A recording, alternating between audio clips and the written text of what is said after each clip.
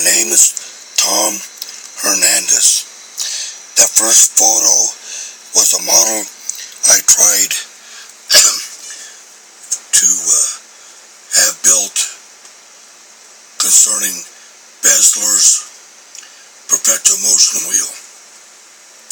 However, if you noticed on the drawing here, the next one, that's the drawing of the model I built. There's only 4 weights. The guy that built it had 8 to 12 weights, but he said he could only do 4. And of course, it didn't work. But also, on the left side, you will notice it's an elliptical circle, semicircle. And instead, I should have had both sides having the same curve, or close to having the same curve. Now, Bessler lived a long time ago. In 1715, he built a machine, a wheel, that was purported to have perpetual motion, that it was an overbalanced wheel with weights on it, and he had it doing work. But people thought he was crazy, and they called him a fraud. And a man published, Frank Edwards, an author, published it in a book called Strangest of All, and he talked about Bessler's wonderful wheel, that he thought that Bessler really did have perpetual motion, since learned mathematicians examined it without looking on the inside. And I was going to disclose the paragraph in the book where it has a secret, it has a clue to how he did it, but somebody else put it on Google, and the name is Johann Bessler's perpetual motion wheel. If you go on that and look it up in search of you will find in Google that he had that same book by Frank Edwards. You have to scroll close to the end, and when you come to the part where it says that Carl was allowed to look at it, and they took the oilcloth away, he said he found himself gazing upon a simple arrangement of weights and levers. And in that book, it gives the clue in that particular thing, because he says Bessler had figured out a way in which, as the weight began to ascend, they were blocked along their normal path along the rim. As the weights reached the zenith, they were allowed to go along their normal path along the rim. There is the clue. Everybody else has tried to shift the weight out, going down, and up, going in. Although it took 10 years for Bessler to succeed, he did it by shifting the weight in and out on one side only, the side where the weights go up. Therefore, the weights going down are fully extended. And the weights going up. Now, you notice he says blocked. The weights were blocked. I'm going to show you a drawing that I sketched, kind of rough drawing.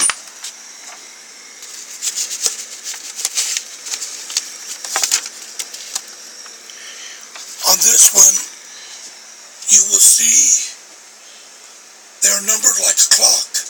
There are 12 weights, and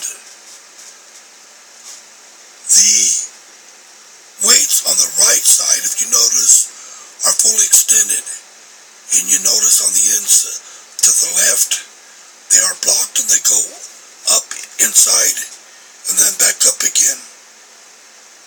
Now, I call this a guide. They guide the weights. They are fixed and do not, this point there is a guide.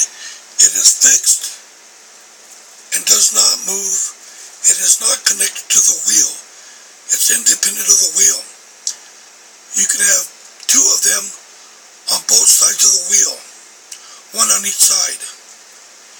And the weight should be a cylinder or a sphere so they can roll. And the circles represent weights. And you will see they're blocked along their normal path, and then when they reach about 9 on the clock, they start to go out again. And this is what mathematicians call the moment about the center being the same, or not being the same, being greater on one side than the other. Oh, and I forgot to mention my name is Tom Hernandez.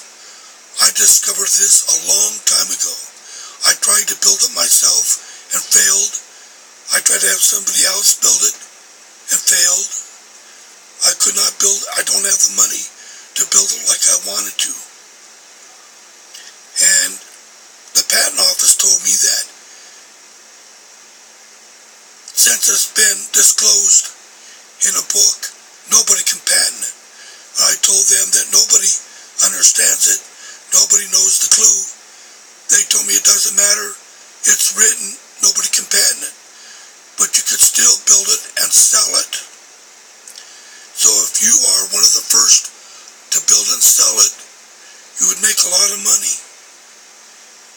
And one more thing I want to point out before I forget. If you do build this, when it's done, add a governor to it. A governor will prevent it from going too fast. You hear these mathematicians all the time saying, well, if you build it, it will go fast and destroy itself. I mentioned it to a mathematician one day. If you ever heard of a governor, he said it real low, yes. I said, a governor will prevent it from going too fast. It uses its own force against itself.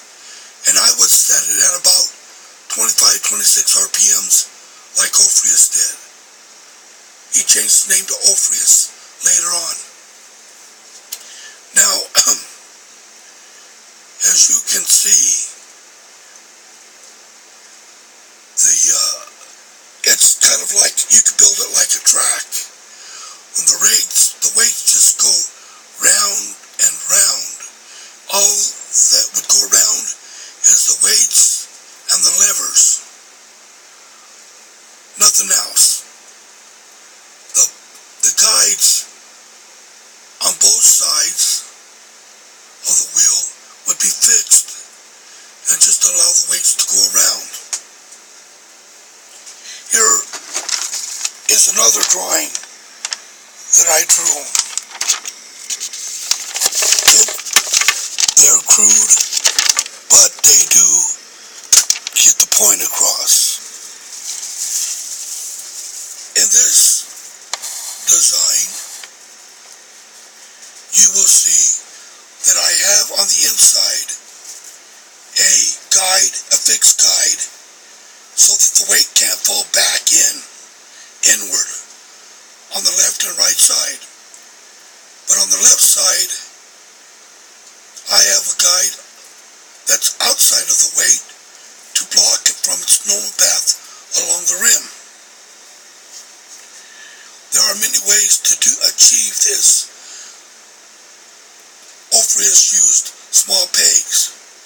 I didn't know exactly how he did it, but I do know the principle behind it. And this is it. He shifted the weight in and out on one side only, where everybody else tried to shift the weight out going down and in going up. And